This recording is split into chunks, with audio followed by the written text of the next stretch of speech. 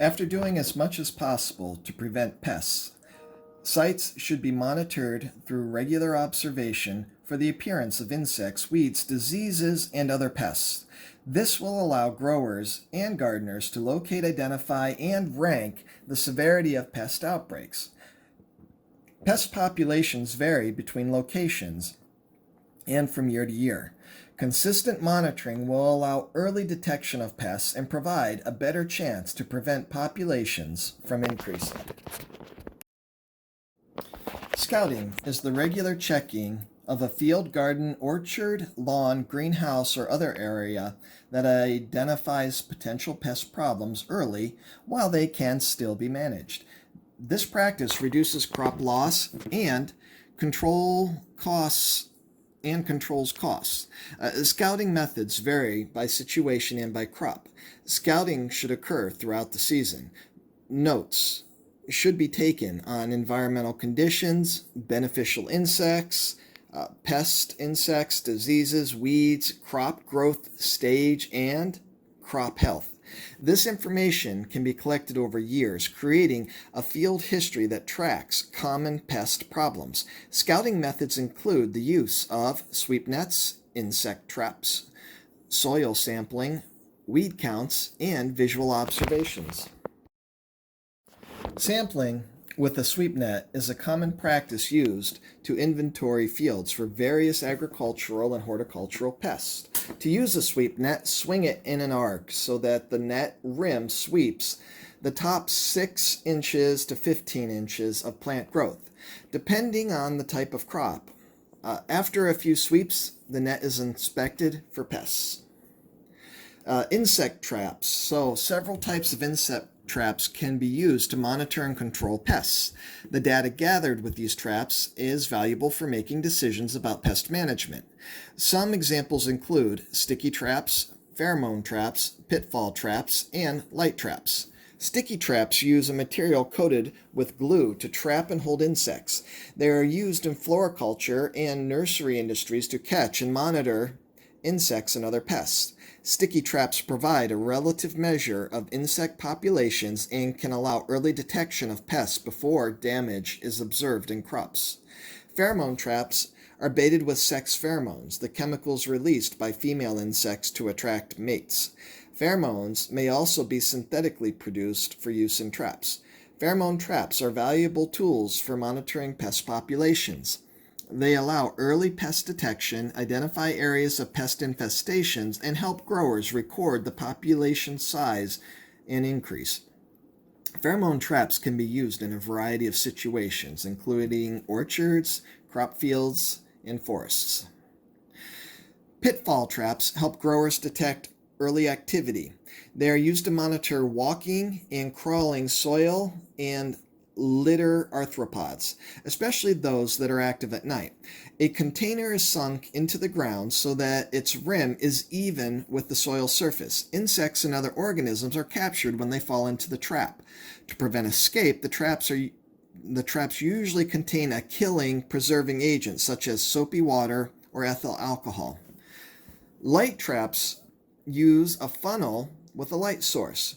The light is attractive to some insects, such as moths.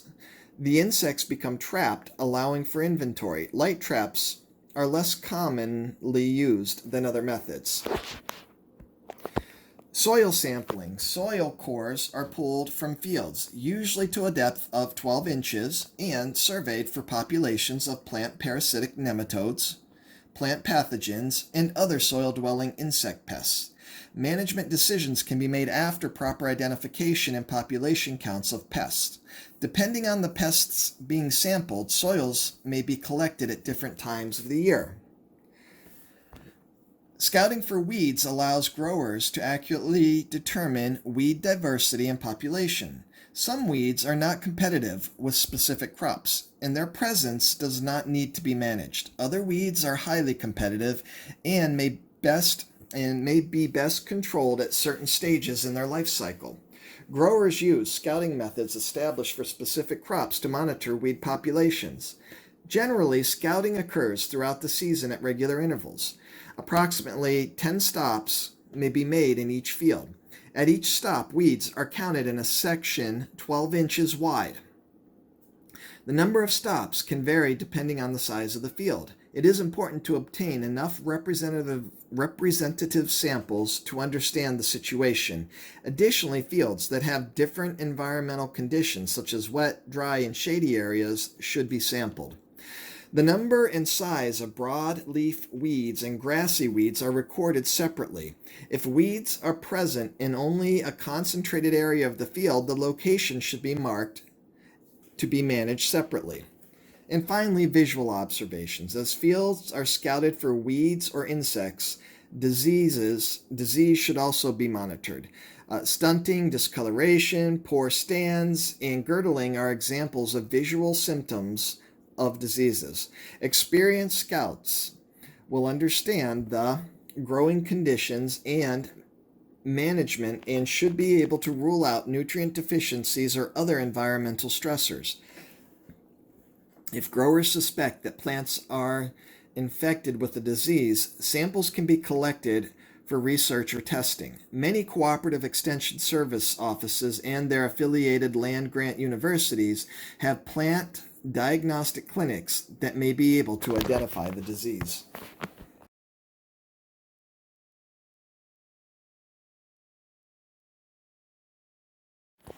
For pest management to be effective, pests must be accurately identified before corrective actions can be taken. A mistake in identification can lead to improper control tactics that cost time and money and may present unnecessary risks to people or the environment.